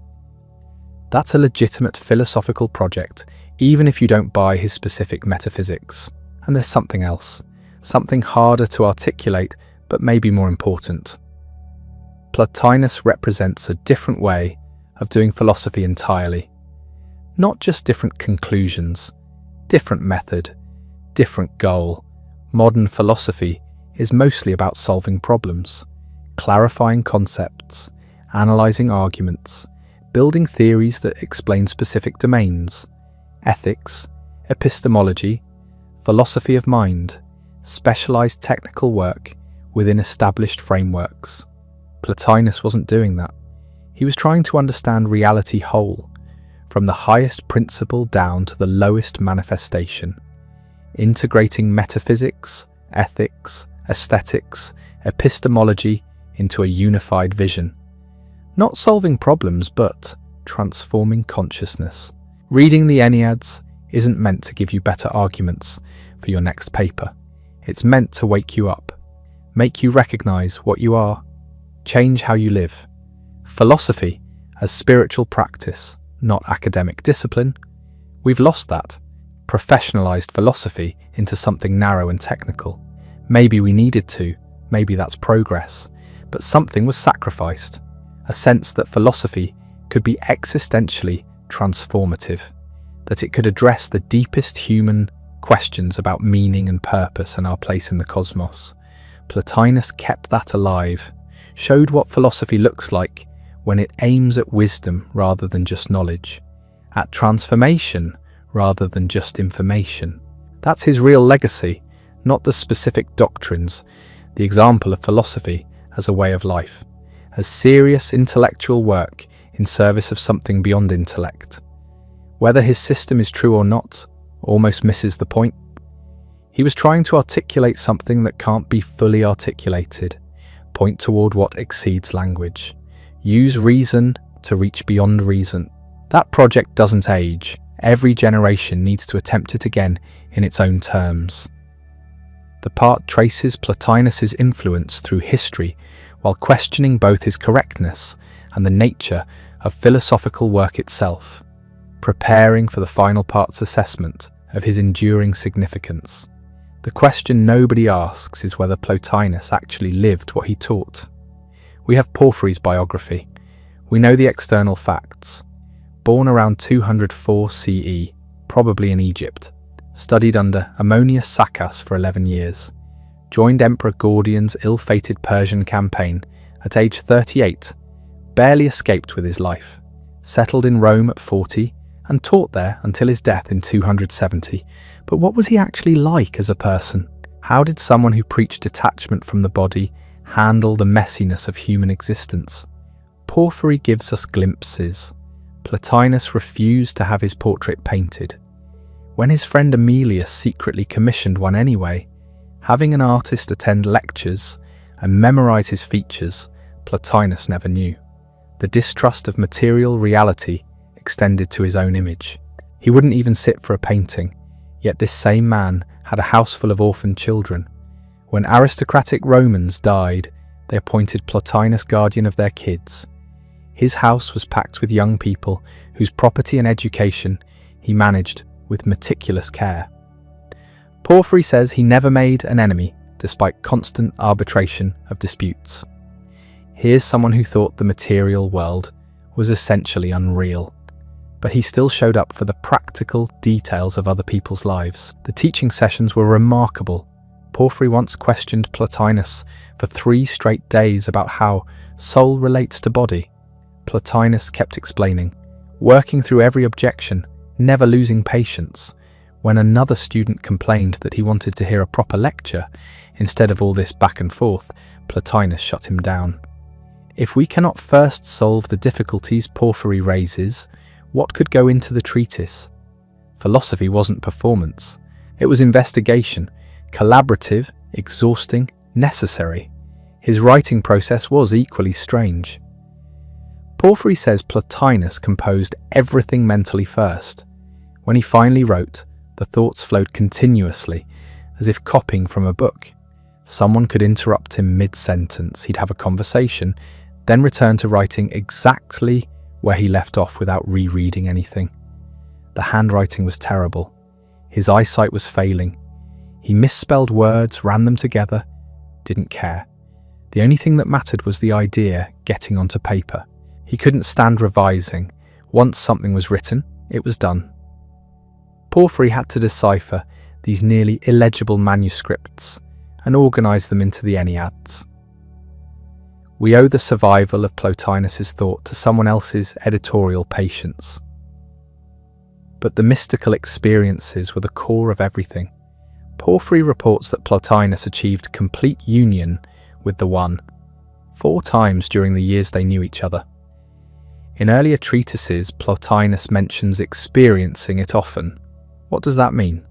We have descriptions: dissolution of subject-object duality, absolute unity, direct contact with ultimate reality.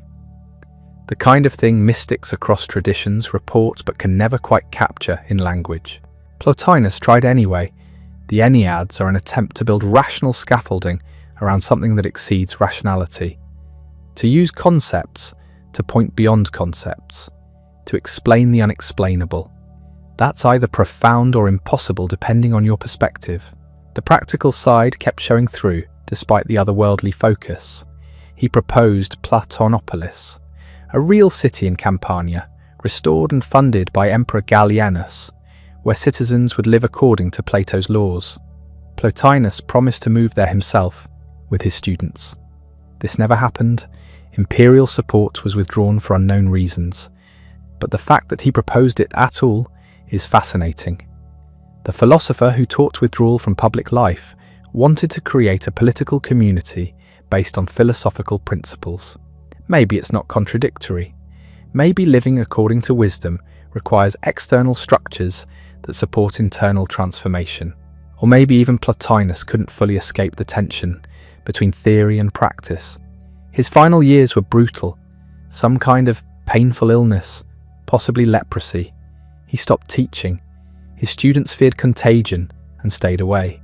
He continued writing despite failing health, alone except for his doctor, Eustochius. He died in 270 at an estate in Campania, away from Rome. Eustochius was there. The final words, "Strive to give back the divine in yourselves to the divine in the all." Perfect summary of everything he taught. The soul returning to its source, the individual consciousness recognizing its identity with ultimate reality. The whole philosophical project compressed into one sentence. Then a detail that sounds mythological, but Eustochius swears was real. A snake crawled from under the bed and disappeared through a hole in the wall at the exact moment Plotinus died. Interpret that however you want. Symbol of the soul's departure. Random occurrence. Porphyry included it in the biography either way. So what do we actually have? A man who lived 66 years, wrote prolifically in the last 16, created a systematic philosophy that influenced centuries of thought, maintained high ethical standards while teaching transcendence of the material world, experienced mystical states he tried to articulate philosophically, and apparently never doubted that what he was doing mattered. That's worth examining. Not whether his metaphysics is correct, whether the life itself demonstrates something about what philosophy can be, because Plotinus represents a different relationship to ideas than we're used to now. Philosophy wasn't his profession, it was his life, not compartmentalized, not something he thought about during work hours then set aside. The distinction between living and philosophizing didn't exist for him. Theory and practice were inseparable. Understanding and transformation went together. You can't read the Enneads without encountering this. The text isn't offering you information to accept or reject. It's trying to change how you see, wake you up to what you already are, but don't recognize. Modern philosophy doesn't work like that. We analyze arguments, clarify concepts, build theories, solve problems within specialized domains: ethics, epistemology, philosophy of mind, technical work requiring expertise. Nothing wrong with that. Progress happens through focused investigation, but something's missing. The existential dimension. The sense that philosophy addresses your life, not just your intellect, that it could transform you, not just inform you. Plotinus kept that alive. His influence on Christianity, Islam, the Renaissance, even modern thought preserves traces of it. The idea that philosophy is about wisdom, not just knowledge. That it aims at the good life, not just correct beliefs. Whether his specific system is true feels less important than the fact that he attempted it. Built a comprehensive vision of reality from first principles, integrated everything into a coherent whole, lived according to what he taught. That's rare. Most philosophers contradict their own principles regularly, teach ethics while behaving badly, preach rationality while making emotional decisions, advocate positions they don't actually embody. Not Plotinus. By all accounts, he walked the walk, practiced what he preached. The philosophy and the life aligned. That consistency matters more than correctness, because it demonstrates something about human possibility, that you can actually orient your entire existence around a vision of reality. That intellectual conviction can transform behavior. That philosophy can be lived, not just thought. The mystical experiences add another layer. They suggest Plotinus wasn't just theorizing. He was reporting, trying to articulate what he'd encountered directly. You don't have to believe mystical experience reveals objective truth, but you should acknowledge that people across cultures and centuries report remarkably similar phenomena: unity consciousness, dissolution of ego, sense of absolute reality beyond the everyday. Either they're all deluded in strikingly consistent ways, or they're accessing something real that our normal conceptual frameworks can't capture. Plotinus took the second option, built his entire philosophy around it, made mystical union the goal and the validation of the system. That's not how most philosophy works. We start with observations, build arguments, test conclusions. Mystical experience is suspect, too subjective, too unreliable, too easily explained by neuroscience or psychology. But what if it's not? What if there's a dimension of reality that can only be known through direct experience, that reason can point toward but never fully grasp? Plotinus would say that's exactly the situation. The one exceeds all categories, can't be known discursively, only approached through a kind of knowing that transcends subject and object. Modern philosophy mostly rejects this. We're empiricists or rationalists. We trust observation or logic, not mystical intuition. Maybe we're right. Maybe Plotinus was chasing something that doesn't exist, building elaborate structures on a foundation of subjective experience that proves nothing. Or maybe we've lost access to a genuine way of knowing. Narrowed epistemology to what can be measured or argued, missed something real because it doesn't fit our methods. That's the question Plotinus forces, not just about his specific claims, about what counts as knowledge, what philosophy should aim for, how we should live. And nobody can answer that definitively. You either find the mystical dimension compelling or you don't. Either the call to return to the one resonates, or it sounds like poetic metaphysics with no cash value. What remains regardless is the example. A life devoted entirely to philosophical understanding. A system built to make sense of the highest human experiences. A teacher who transformed students through sustained engagement with fundamental questions. That's not nothing. That's a vision of what philosophy can be when it refuses to settle for less than complete understanding, when it insists on integrating everything, when it demands that truth be lived, not just known. We don't do philosophy like that anymore. Can't really. The knowledge explosion makes comprehensive systems impossible. Specialization is necessary. Technical precision matters. But we lost something in the professionalization, the sense that philosophy could address the whole person, speak to the deepest questions about meaning and purpose, transform consciousness, not just clarify arguments. Plotinus kept that tradition alive, showed what it looks like to take philosophy seriously as a way of life, as spiritual practice grounded in rigorous thought. His final words capture it. Strive to give back the divine in yourselves to the divine in the all. That's not advice for your next academic paper. That's a call to recognize what you are and live accordingly.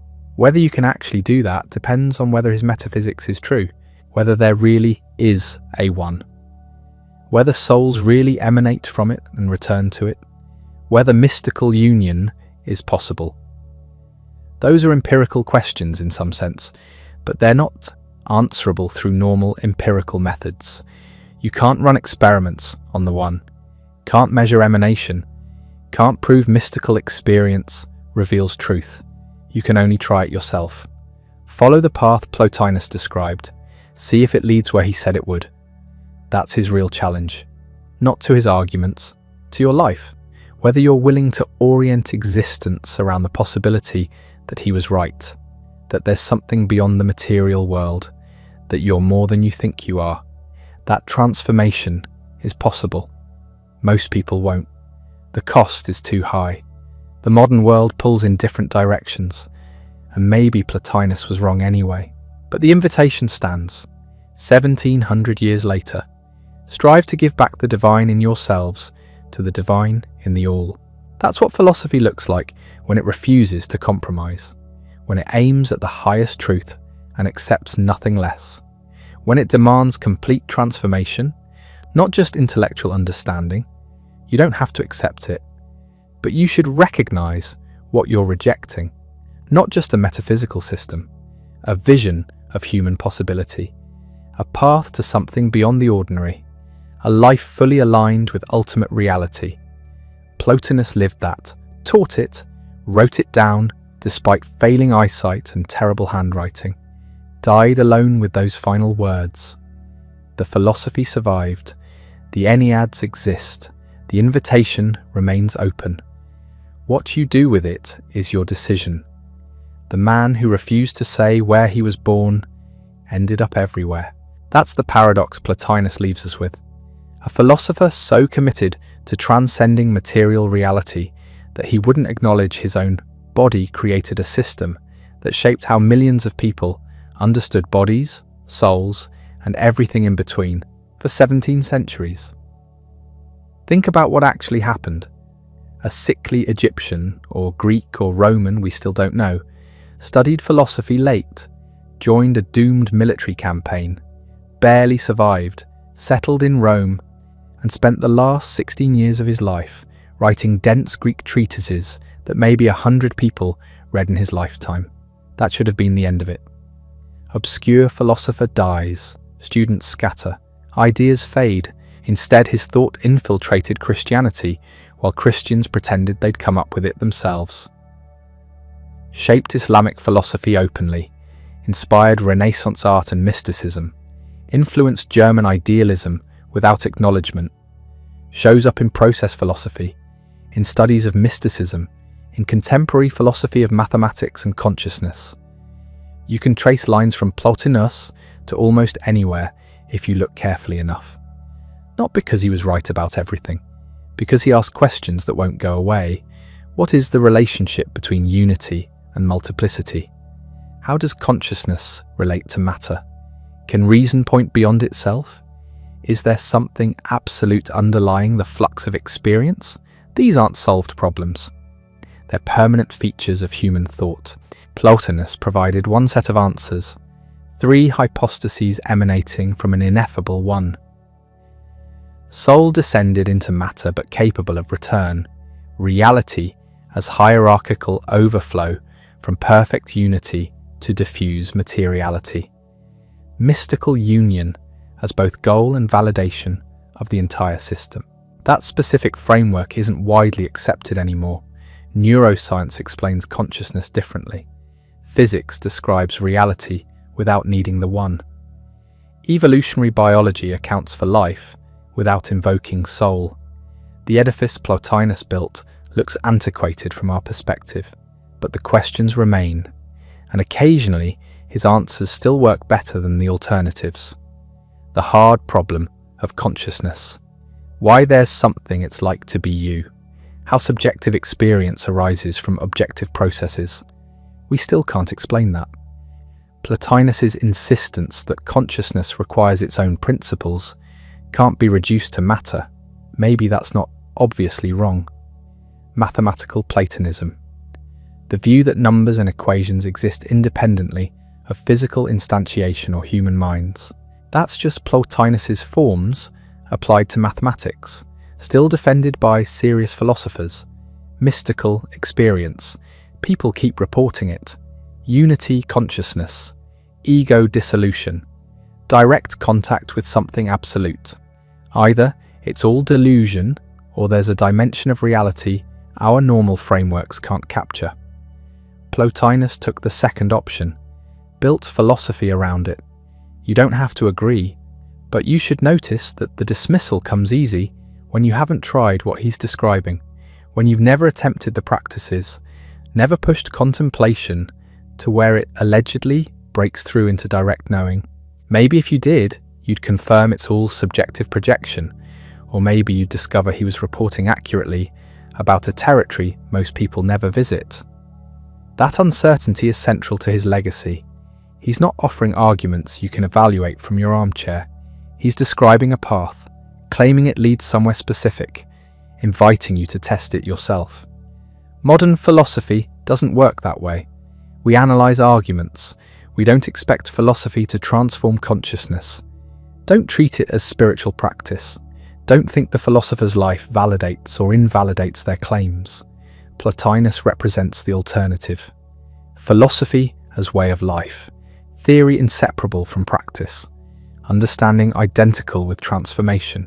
He lived it, maintained ethical standards while teaching transcendence, managed practical affairs while contemplating the One, experienced mystical union while arbitrating property disputes, kept orphans fed while writing about eternal realities. The integration was seamless, no split between the contemplative and active life, no contradiction between metaphysics and ethics, everything unified under one vision.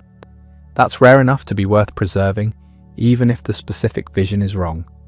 The example of comprehensive philosophy, thought that addresses everything, system building that refuses to leave anything out. We've mostly abandoned that, specialized into subfields, made progress through narrow focus, lost the capacity to speak about reality whole. Maybe that's necessary. Maybe the knowledge explosion makes comprehensive systems impossible, but something was sacrificed, the sense that philosophy could answer the biggest questions, could tell you what reality is and how to live in it. Plotinus kept that alive. His influence, however hidden or transformed, maintains the memory of philosophy's larger ambitions. The Enneads exist, difficult, dense, demanding, but accessible if you're willing to work, not as historical curiosity, as living text that might actually wake you up if you let it.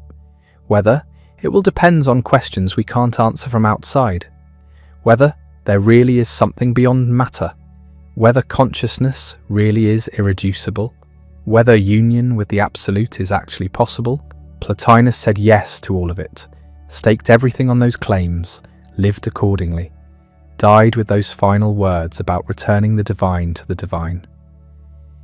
17 centuries later, we're still figuring out whether he was right, still arguing about consciousness and reality and transcendence, still trying to understand what it means to be human in a universe we barely comprehend. His answers might not be correct, but the questions are permanent, and the attempt to answer them completely, to build a system that explains everything from the highest principle to the lowest manifestation, that's worth remembering.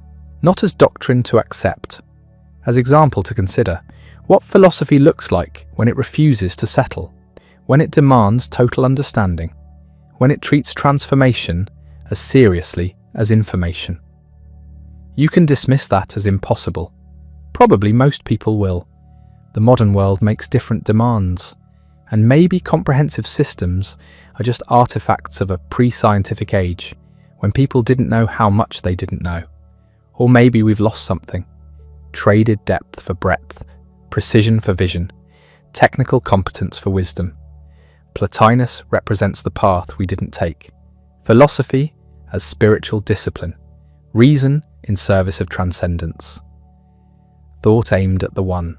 That path remains available. The Enneads are still there. The practices can still be attempted. The vision can still be tested. Most won't bother. Too strange, too demanding, too disconnected from contemporary concerns. But for those who do, who take it seriously enough to actually try, Plotinus promises something specific. Not arguments for your next paper. Not credentials or career advancement. Union with the absolute source of reality itself. Either that's the greatest truth philosophy can offer, or it's the most elaborate self-deception ever constructed. Plotinus bet everything on the first option, lived it, taught it, died believing it. The question he leaves isn't whether his system is true, it's whether you're willing to find out.